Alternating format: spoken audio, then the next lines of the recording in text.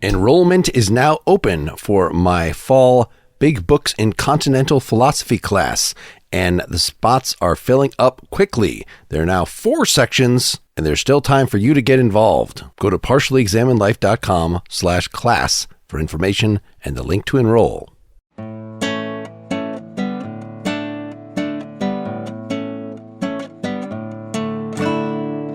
Hey, this is Partially Examined Life, episode 346, part 2. We've been talking about the Nyaya Sutra and the various Nyayikas, the Nyaya philosophers. That's apparently a word. The Nyayikas. But I think we had just concluded at the end of the last discussion that there are no secondary qualities in this view, that the taste, the color, all these things are actually in the object. And if you don't get it because you're sensitive, because you have jaundice and you see everything as yellow or whatever the normal Western philosophical examples, you're just misperceiving. It's not that you have a different, equally valid in your head perception. It's just not a perception at all, at least of that property.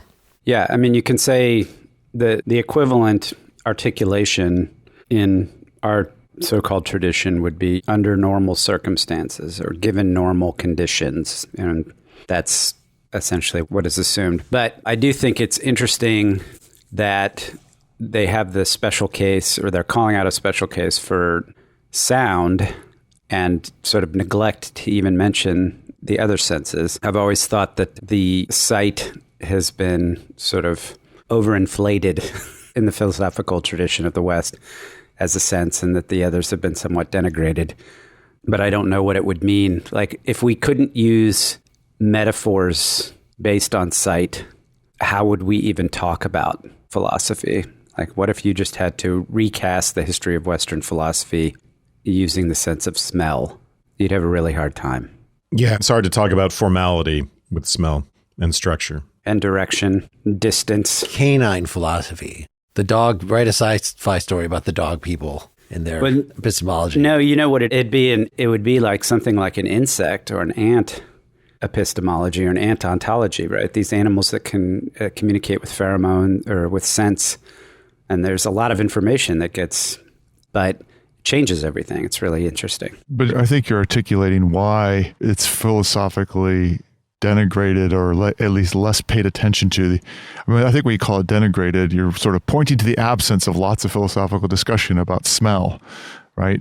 But you're also articulating why that's the case, is that I haven't thought it through a lot, but at first blush, our power of sight is our most finely, well, it's probably a combination of the one that's most used and then the one that's the most finely grained in resolution. Now, I say that knowing that smells, we can distinguish just so many kinds of smells, and in such small quantities. We don't have stereoscopy with them. Guess you have direction, but only in the sense of turning around, not in the sense of direction and depth that you have with sight. Yes, why do we have 2 nostrils anyway? Is it just redundancy? When my allergies make one will be constricted more than the other. We don't have 2 noses, though. It just happens to be 2 holes going into the same nose. The entire body is symmetrical. Yeah. And yes, it's an interesting scientific question as to why that is, but mostly symmetrical, right? Your heart's on one side. Yeah, that's where God messed up just a little bit. It's supposed to be right in the center. But yeah, I mean, evolutionarily, our sense of smell has diminished, and we do important things with vision that other primates do with smell, right? Interaction is much more governed by smell with primates, and it's much more, there are visual signals, of course, but with human beings, sexual selection has evolved us to greatly increase the importance of the visual, and I suspect in various other ways as well. You just gave me the strangest thought, Wes. I was just imagining like an episode of Bridgerton in which all of the romantic interactions and all of those balls were really driven by the way in which dogs interact with each other for smells. And so like just everybody's walking around, sniffing each other's butts and stuff like that to figure out who's ready for what. And if we had the same resolution of smell, it would be quite romantic. We could understand if we could read the smells. But anyway. How would mass communication work? We'd have to figure out how to reproduce smells, the smell-o-vision, or whatever. It would be the number one priority of the entertainment. No, dogs technology. still bark. You don't have, dogs wouldn't use smell for mass communication. But ants do. Mm-hmm. Yeah, it just means you have to get your audience in proximity to your message. Mm-hmm. The medium is the message, literally. All right, where are we? We were still on the first of the pramanas, the knowledge sources. We were on perception, and we were still talking about the varieties of perception and inerrancy we had gotten to. Had we said enough about, I thought that saying, well, legitimate knowledge source, the legitimate perception is one that isn't wrong, that this was an unhelpful circular definition, but perhaps it's just this is just how the semantics of the word works. I don't know. Was there something wrong with him just stipulating that, as we were just saying, if there's an illusion of some sort, then we want to just say, well, it actually is not using that perceptive source at all. It just, at least in a practical circumstance, you would say, how do you know that there's a snake in the room? Well, I just looked in the room and there's a snake. And you'd want to say, are you sure you got a good look at that snake? Look again. It was just a rope. You were too hasty. So you did not actually, you thought you were justifying it using knowledge source, but in fact, it was not a knowledge source at all. If we say that perception is one of our primary bases for knowledge, then we get all kinds of skeptical problems, which I think Western traditions we're familiar with are fine with that and trying to parse out those skeptical problems and say how it is perception can be a basis of knowledge when it is often wrong. But here, I think it just sidesteps all that by saying we're only interested in veridical perception as a knowledge source, and then we're going to go from there. Yeah, although that example, the way you characterized it, Mark, actually, I think brings out a nuance that maybe is interesting to talk about. So, is there a snake in the room? Yeah, I just was in the room and there was a snake. And what you said, Mark, was, oh, are you sure it wasn't a rope? That's the classical example they give, but like maybe it was the cat toy that's a robot snake, and it was not. It doesn't matter. The point is, if you think about our category of the 6 different ways you can be conjoined or inhering and whatever, there'd be a difference between mistaking the fact that there's a snake in the room and mistaking the substance. So in other words, thinking that the rope is a snake is an inferential error. Seeing a snake where there is no snake would be a perceptual error. I think those are 2 different. I understand Wes's point that they're only concerned with veridical, essentially talking about the process of veridical statements or claims, but what would that error mean? What would it mean for you to misidentify a substance through perception versus misidentifying or mischaracterizing your perceptual experience itself? Like, I was in the room and there was an elephant. Like, I got that wrong. That's just totally wrong. Versus, oh, I thought it was an elephant, but it was actually a crocodile. Inference is interesting because inference, we're supposed to talk about that in a minute here. And I can't remember if it's some of the objectors that are very briefly brought up or saying, well, actually, perception always involves inference, because it seems like this is a topic that should have come up during this naming section, that it's a common Western thing of like, your sensations are never false. Like, you really did perceive a shape of something. And it's only when you brought in the judgment that, oh, this was the fact that there is a snake in the room. That's when you got confused. It's when you tried to attach the name that you were making a substantial claim as opposed to just reporting your phenomenal states. But this is a whole different view, as Wes was just saying, of perception, whereby even the raw perception that doesn't have a name, if we want to call it a perception at all, can't be misleading in this way or something like it. Or like you could say, even your raw perception, oh, I just experienced blue. How could I be wrong about that? Well, this is not an internalist account. This is an externalist account. So if your brain if I had done brain surgery on you to switch your blue receptors and your red receptors around, then actually your raw phenomenal qualia were wrong. That's something that's like, we don't have space for that in our system. you thought you experienced red, but in fact you experienced blue. And I suspect that they're going to fall back on like a pragmatic resolution where you would say something like, I think this is happening. Dylan, would you go in and take a look, see what you see? And if Wes and Dylan go in and they say, no, it's not a snake, it's a rope, then I'd be like, okay, well, looks like I'm hallucinating, or looks like I made the mistake. Like that. Ultimately, same thing with the blue and red. Same thing with the blue and red. I mean, ultimately, if you're going to have an implicit or explicit criteria of quote unquote normal circumstances, then what's going to constitute normality is going to be something like consensus. Yeah, I mean, it's brought up in the translator's commentary or whatever. One of them is the preoccupation in traditional Western epistemology with error and ways in which to avoid error or get to a single unified path to certainty that usually often doesn't involve some kind of process. But here, I think you're right, Seth, that there's always going to be a turn to, well, let me check a different way, or let me bounce this off of, consider this other way. There's a triangulation that's always going to be used for any kind of epistemology. And what does that mean? That means that there's a way you're never going to trust an instance of one of anything. You're going to always have... That's a really good way to put it, yeah. Yeah, you're just not going to, right? I mean, and I would start thinking about things that we rely on a lot, like basic arithmetic that relies on certain amounts of basic logic and stuff like that, 2 + 2 = 4 and all that stuff. But a lot of that, you see what you're actually doing when you try to do some arithmetic with bigger numbers, where you end up maybe doing the calculation a couple different ways or a couple different times.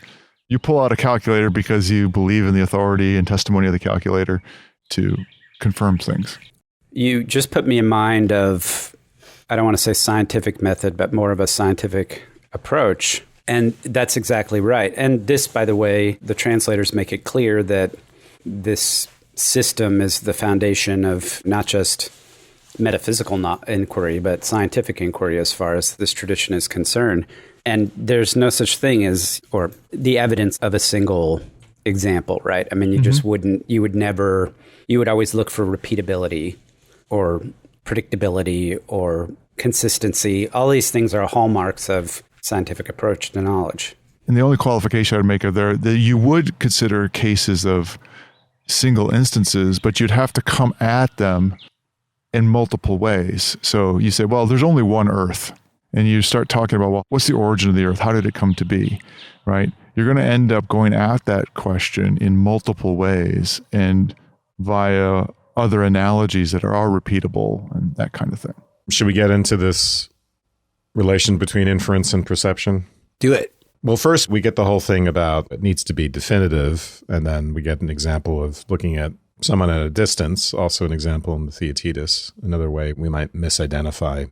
So the Buddhists think that perception is theory-laden in the sense that it's inferential, or maybe let's put it this way, experience is that way, and then what lies underneath that is raw, unconceptualized experience, just looking at what the editors say here, which, right, and I think as Mark pointed out, this is definitely true, that we have to think of perception as having an element of inference in it. So just phenomenology of it is we see, for instance, a surface and we infer the whole object, right? We don't see the whole object. And in fact, the whole object, there's a sense in which it's not something that's visible because it's a structure. And you could say a lot more about that. In fact, Thomas Reid, who I want us to do at some point, big critic of Hume, says that what we see are actually signifiers. When we see objects, the raw phenomenon that we're seeing is basically a signifier. It's like concept use in a way. To see the object when we see a part of the object is to see a signifier, and I don't know if infer is the right word, but to go beyond the signifier to the whole thing. Okay, so what is a Nyaya argument against that? I'm looking at page 25. It's at least the argument, the Nyaya argument against the Buddhist view. Just that, yes, there are concepts involved, But the object perception that exists is ultimately real. It is endowed with universals or class properties. Right. So they're Right. realists about natural kinds, or all kinds are natural kinds.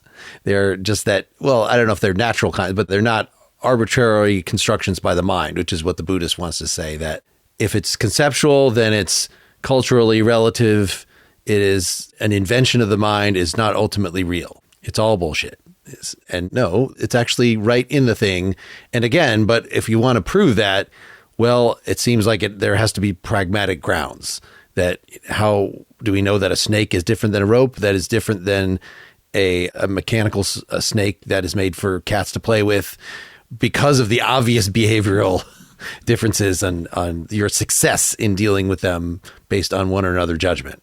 But part of it's also, this was mentioned earlier, is this point of view of basically saying, starting from, well, my perception is probably right. And then you don't start from the standpoint of everything's wrong. You don't start from a position of complete doubt and then try to build up certainty. You start with, well, it's probably right, but then you're doing checking on that, right? And that's a pretty different point of view. And I think it's actually probably closer to the way in which we actually operate in our lives, right? We don't operate in our lives at all by calling into question everything we perceive all the time. We don't do that. We actually make judgments immediately, very quickly, and then we have, depending upon the circumstances, ways of checking that or verifying it, often based upon how important it is that we're right or not. There being an actual legitimate challenge. So I was a little doubtful when you just said, don't trust a single instance of anything, because we usually trust a single instance of anything because there's no controversy about it. It's only when we want to establish it as part of a scientific system, for instance, that somebody might say, okay, well, let's double check this. But as a practical matter, most of the judgments we make are in unique one-off situations. This is true. Yeah, that we can never exactly repeat that, or have somebody, even if somebody else comes in the room and checks what you just looked at, well, they're at a different time. They're seeing it with their perceptual, there are issues that make any analogy between two situations only approximate at best. No, that's a really good point, Mark. And again, it comes back to this pragmatic coherence notion. So there's two ways.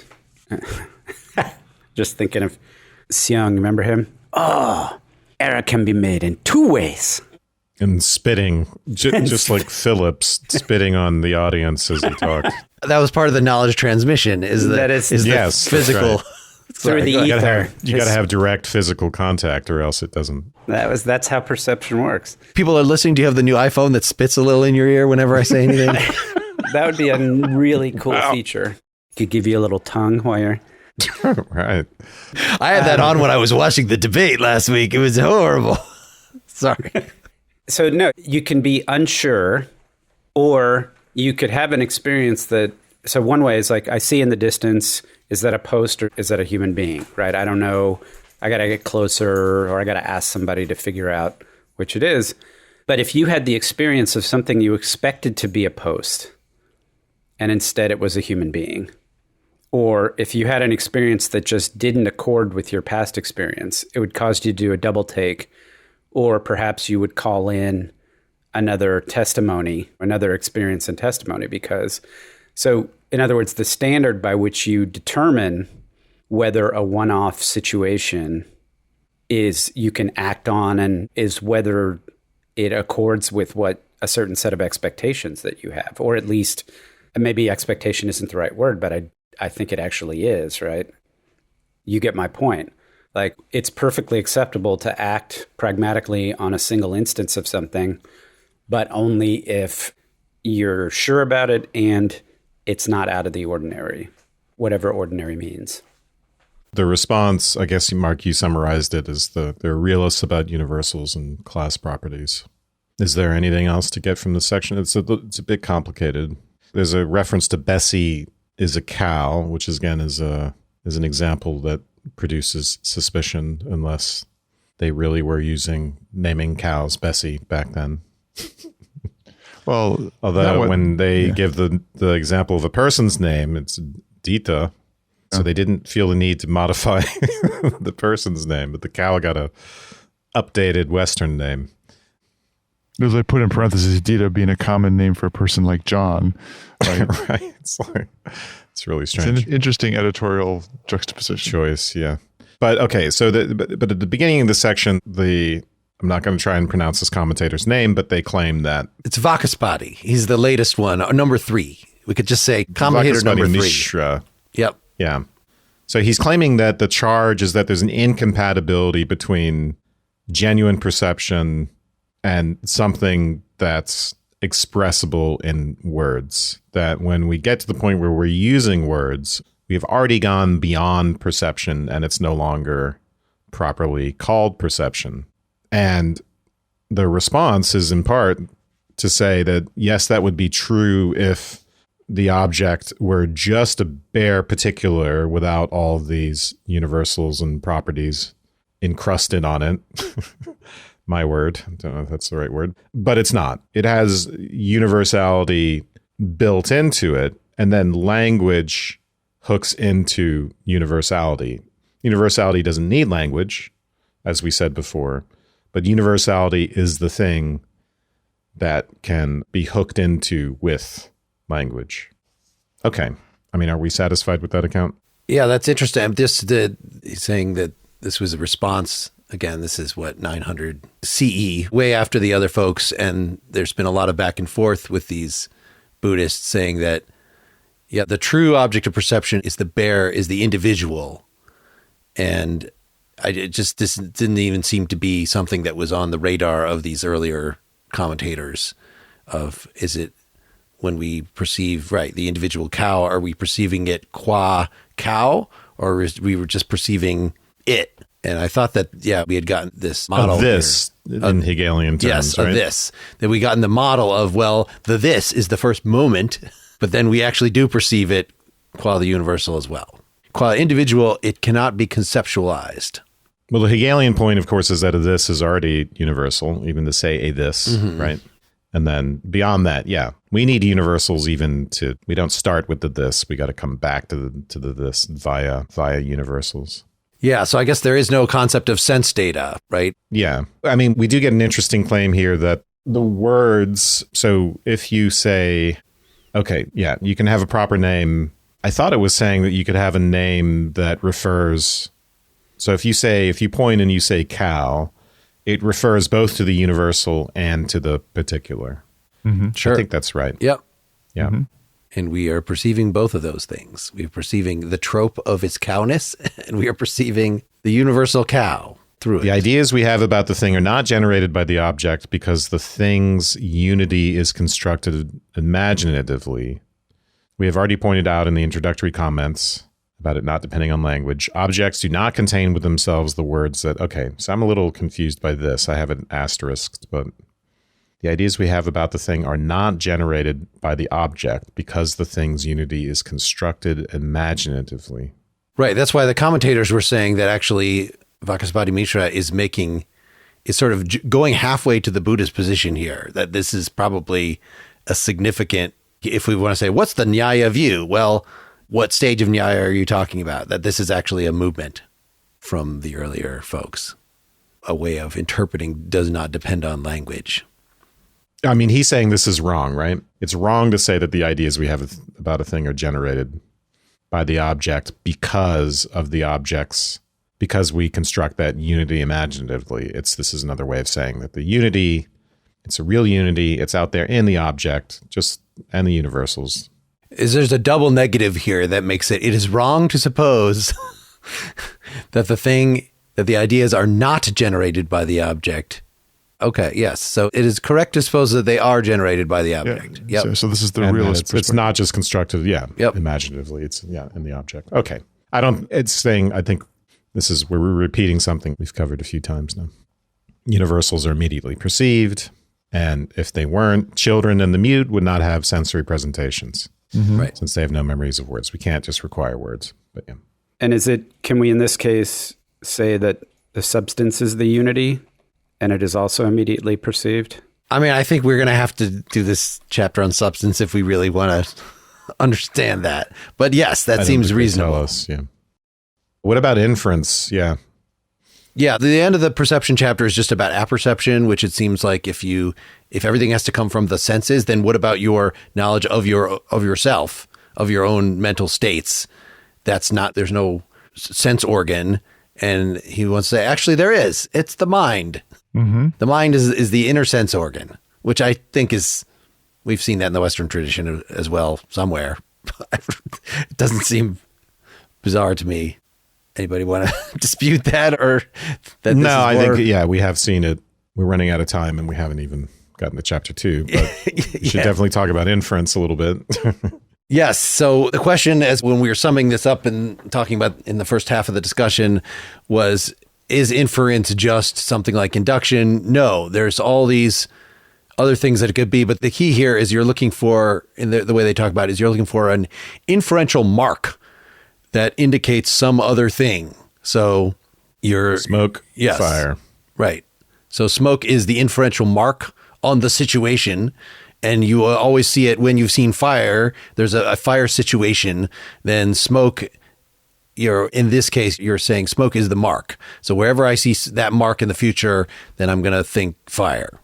What did you make of these? Commentator 1 is, well, I guess it's right. It's right in the sutra itself. Next is inference, which depends on previous perception and is threefold: from something prior, from something later, and through experience of a common characteristic.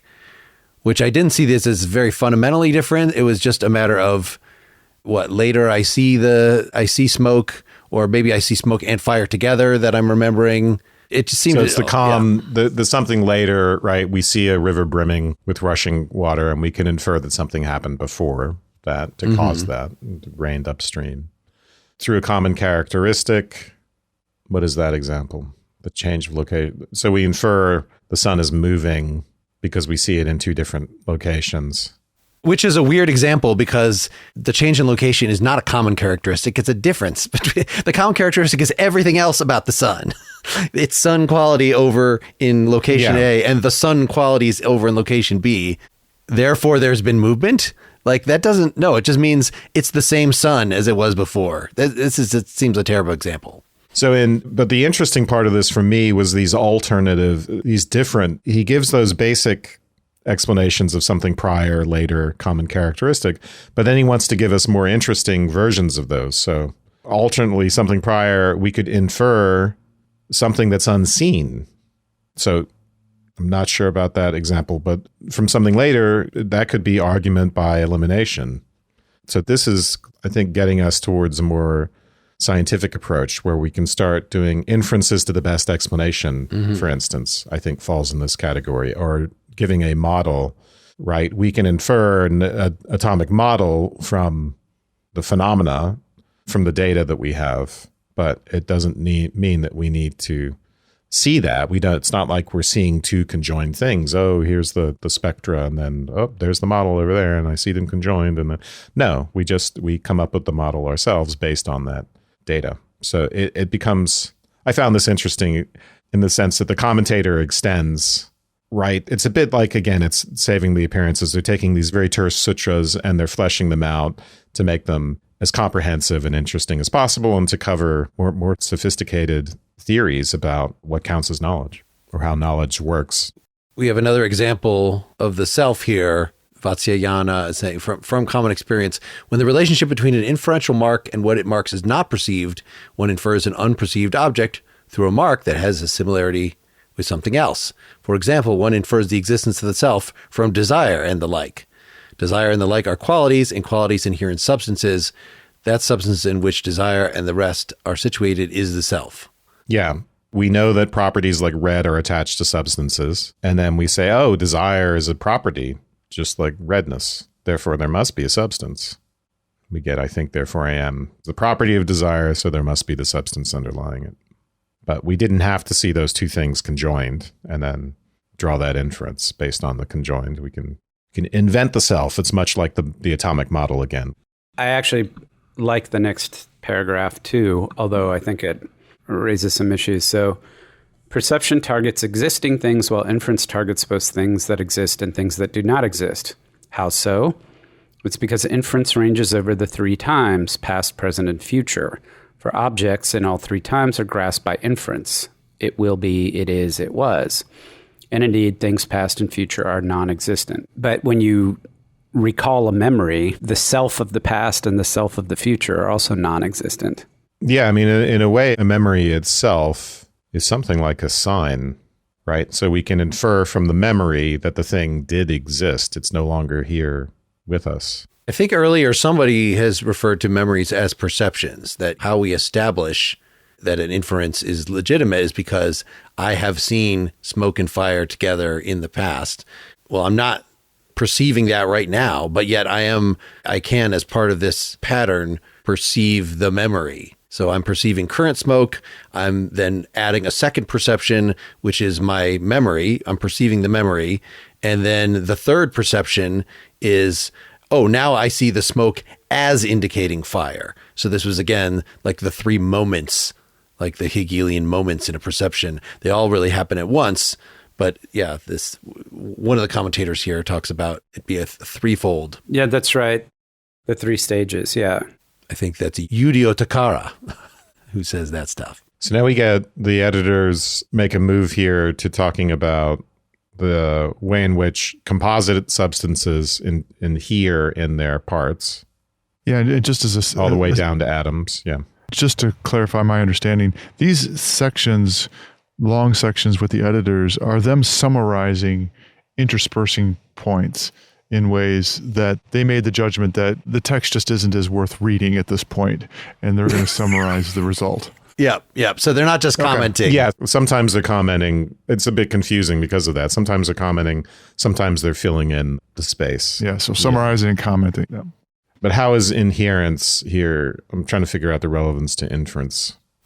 So composite substances such as a pot or a wagon can inhere in things. A wagon inheres in its parts, and the parts in further parts down to non-composite substances, atoms. But all substances either inhere in nothing, such as atoms, or they inhere in two or more things, such as a dyad, which is something that inheres in two atoms. Sound inheres in the ether. And yep. This is back to your comment about there's simultaneously a emergence claim about inherence, that the wagon inheres in the parts of the wagon, as well as the parts are inhering in the wagon, is more of a compositional claim. The way sound inheres in the ether, yeah. In the ether. Yeah, I don't know why this is in the inference section here. I think it's just because it's a connection between two things that we can then infer one based on the other.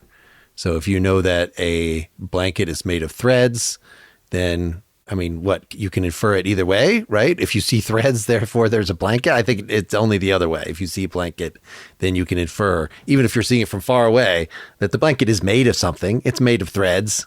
Well, you could have the case where it would be an open possibility if you see some threads that, oh, maybe there's a blanket.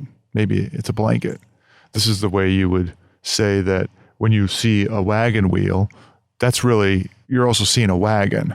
That's why it goes that direction. It's just like I see a nose, I see a human nose. No, I think that works, especially if like I was unconscious and I open my eyes and I see before me a wagon wheel or a nose or something, Yes. then it is reasonable based on past experience to infer that's probably a wagon. It's probably not just a wagon wheel that somebody propped next to my head as I was sleeping. Yeah. And that's also, I think that's why it ends up being in the inference section, is the conclusions you're making based upon those perceptions. So it seems like inference should be way more difficult to do correctly than the other kind, right? I mean, of course, you could have perceptions that are faulty in some way. You didn't get a good look at it, but there's just many more ways for inference to go wrong, right? Just because you've seen something happening in the past does not mean, right? It's perfectly legitimate that there really could be a wagon wheel without a wagon. It fell off the wagon. The wagon hasn't been built yet. You're at a wagon wheel store. There's so many ways that it's not actually going to be a wagon. And so you just at least have to supplement this with perception, or I think it's another one of those things like, well, if it's uncontested, if your inference is uncontested, then we just go with it. And it's only when then you have two inferences both ways that he brings up the second this concept of Tarka of, well, okay, you say that there's a full wagon there and I say there's not. Well, I show that your view has some unacceptable consequences, so we can wipe that off the map. And then we're left with my view, which was reasonable in the first place, supported by whatever evidence it has. And there's no reason now to brush it aside. So I haven't proven it. So I don't know that I like this inference from parts, but right. The other way, where we do a model of the phenomenon and we say there's microstructure, there's atoms, that I think certainly is inferential. But we're talking about emergent phenomena, which are important because so atoms, right? Obviously, we don't see atoms and then make inferences to objects. That's not the point here. But there is an important relationship between atoms and emergent macro level phenomena. And again, those phenomena are important because they are a way in which the parts can be more than the whole. Sorry, the whole is more than the parts. To put it in Western terms, when we see a macro level phenomenon that we want to call unity and we try to explain it, so we can do that by appealing to an Aristotelian form, something like that. But that's really just a placeholder for a more sophisticated explanation in terms of microstructure. At least that's the way we think about it today. So we infer that there is something that makes this a genuine unity.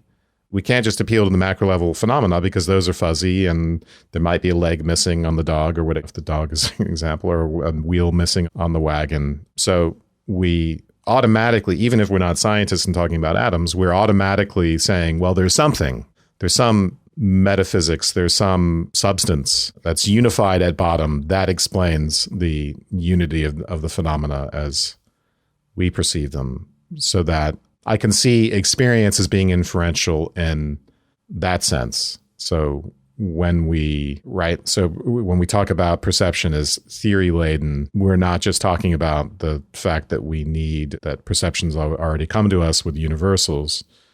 We're talking about the fact that we inferentially create a this. Anyway, that's probably not very clear, but I think that might be part of what's going on here. Yeah, I don't know that I was sort of maybe improperly looking for some sort of toolkit here for like, how can I judge whether this is a good inference? But instead we just get some of these categorizations like, oh, well, you could have a positive, negative inference. The inferential mark is there when the thing is not, but it's not there when it's not. So if there's no smoke, there's no fire. Or just a positive one, an inferential mark is sufficient for the property to be proven. There's no fire without smoke. Or negative, the conclusion is negative, motivated by a lack of some inferential mark.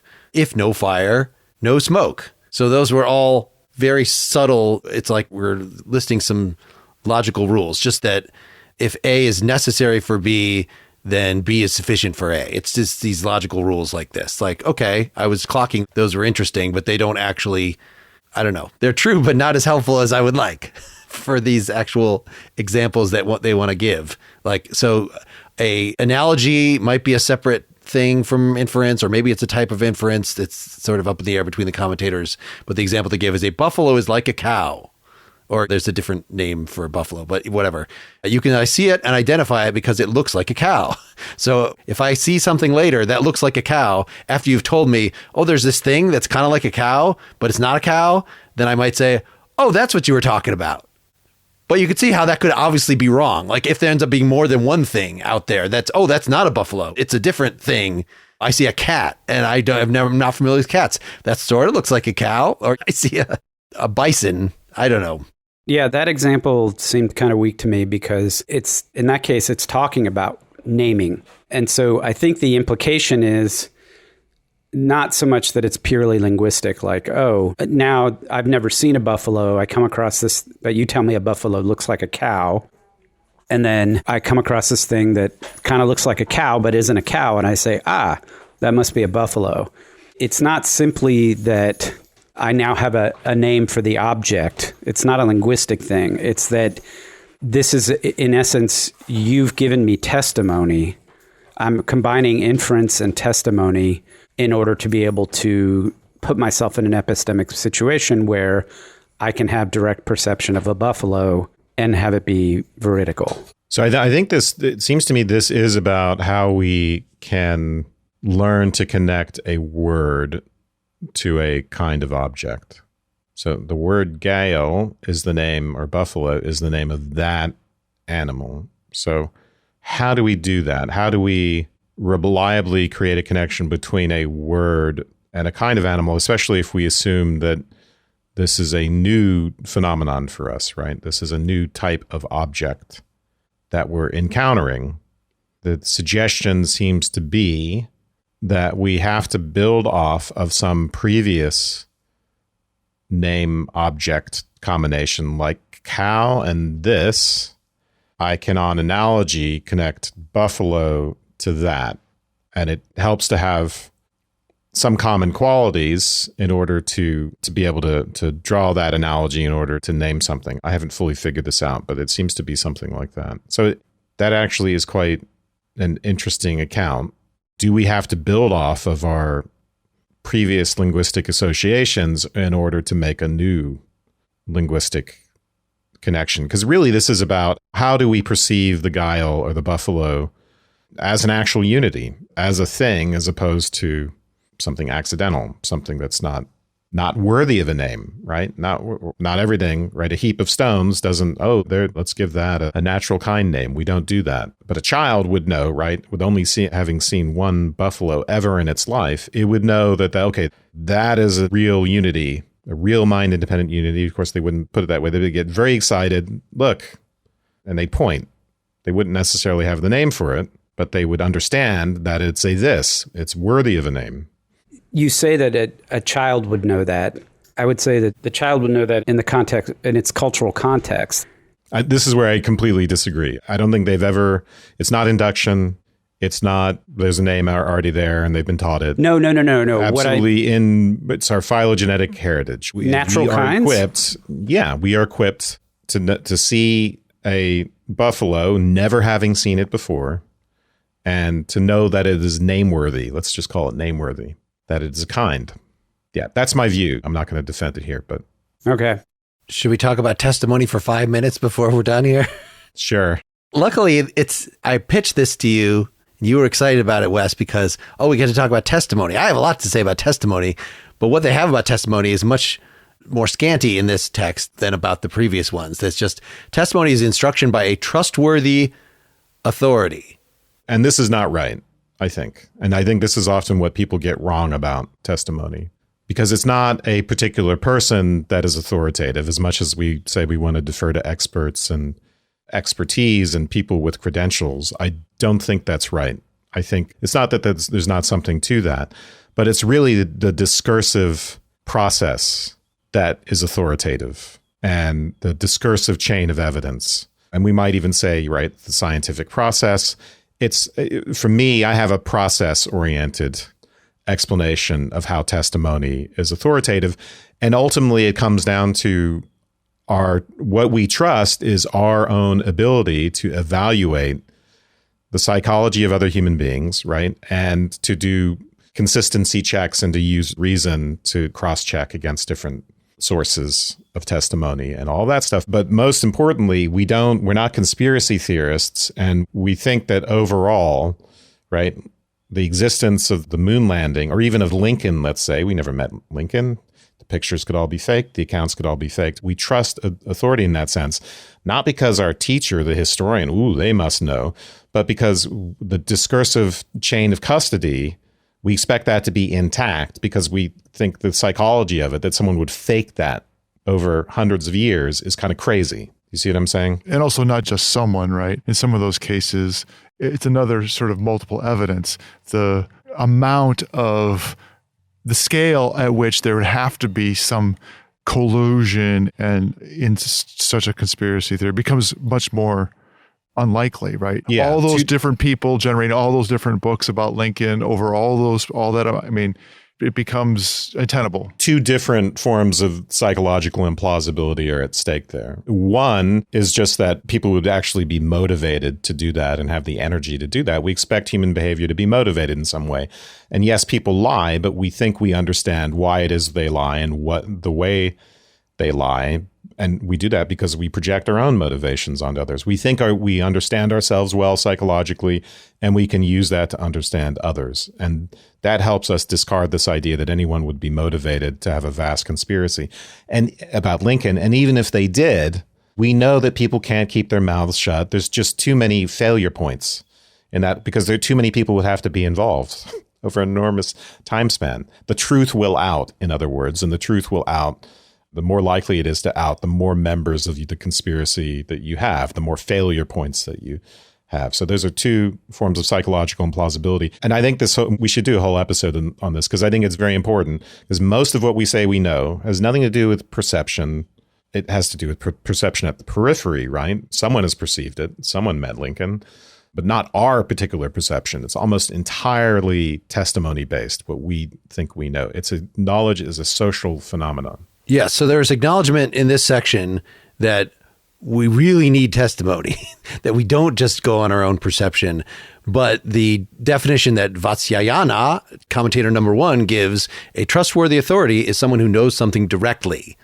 So that sounds like it's only one stage removed from perception, whereas what you're talking about is, no, it's actually probably many stages removed from many perception and modeling and discussion among people, and the way that we don't just establish. There's a sense, if and when we get to talk about chapter 2 in a future discussion, where these folks are looking to build systems. So again, we're not doing a Cartesian doubt. We're not trying to get down to foundations. We take some things as established, and that could be on the basis of long-standing testimony. We don't even remember where this originally came from. But unless there is some serious reason to want to verify this particular thing, we don't just need to periodically go through all the foundations of our knowledge and say, well, let's question this and let's question this just for the sake of questioning. It would be too hard to do that. We would never be able to grow the foundation. Yeah. Well, in a weird way, it works against and is rescued by the pragmatic piece and the coherence piece. It's okay, well, if most people take the testimony of this authority as sufficient for such and such a situation to motivate action, and I do too, I don't really need to verify it firsthand. On the one hand, there seems to be this sense in which perception is privileged as the knowledge source, and that ultimately, in a weird way, I don't want to say you don't ever know anything until you perceive it directly, but there's a sense in which perceiving it directly is superior as a form as a knowledge source to other sources. But the idea is that somewhere down the chain, somebody did perceive it. But in reality, just as Wes just pointed out, almost everything is testimony from inference. Yeah. So if we were to think about this as a system, right, you could recast this to say the tent poles of the system, there have to be nodes, right, that are trusted authorities or that are perceptions and correct inferences and all of that. It's not that I perceived it, but the system has to have perceived it, right? The Borg at some point has to have perceived it. And if I'm a conspiracy theorist, I don't trust that whole discursive system and that discursive process. Ironically, it's not that I'm not scientific enough. It's that I take science too literally and become hyper scientific. So I'm sitting at home saying, to know how the towers fell on 9/11, I'm not going to trust the scientist. I have to see it for myself. I need empirical evidence. I need to do my own experiment. And here I am dropping a brick on some plastic model. And, it didn't fall, so it couldn't have, it had to have been blown up on 9/11. So really, it leads to a kind of stupidity. But the interesting irony to that is it's hyper-scientific in the sense that the conspiracy theorist demands their own perceptual evidence. They demand their own experimental evidence instead of taking that from the system. And they can always say, yeah, well, look, people are politically motivated and they're conformist. That's a really good argument. So the system must be corrupt. But of course, there are reasons to trust the system and the discursive chain. It's not infallible, but overall, it's the best we have, is that discursive process and that discursive system, even though individually human beings are imperfect and they're liars and they're this and they're that, right? It's when you globalize that dissatisfaction with other individual human beings and their fallibility and you globalize it to the discursive process as a whole, you get the conspiracy theorist.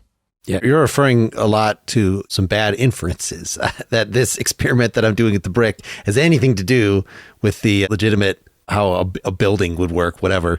I guess there's still a question whether testimony is reducible to perception and inference. But also just the impulse to try to do it oneself is the lack of trust that hey, there are others who know about this and I'm plugged into that in a reliable way is what I'm pointing to. Yeah, it's also a bad experiment. Yeah, I mean, I think sort of want to leave it as an open question because it's not addressed in the text is to what degree is testimony reducible to I perceive that somebody has told me something. There's certainly perception involved. Did you hear that person right? Did you hear the witness on the stand?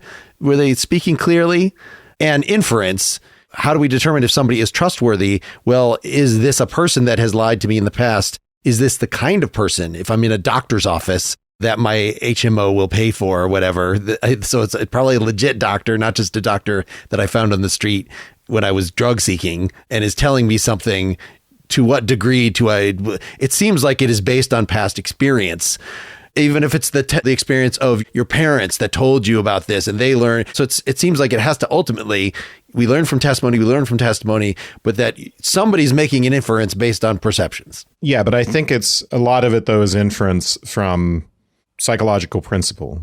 And we get that, yes, of course, from our experience with other people, but we get that also from, I'm kind of a Cartesian about this. We get it from our experience of our own motivations for action. So if someone is on the stand, if someone is on the stand in a courtroom, yes, we can evaluate the credibility. We can evaluate it really well in a lot of different ways. The same thing with a newspaper article. People act like we're kind of just screwed. Oh, is this a bad source of news? It's not a trusted authority, therefore.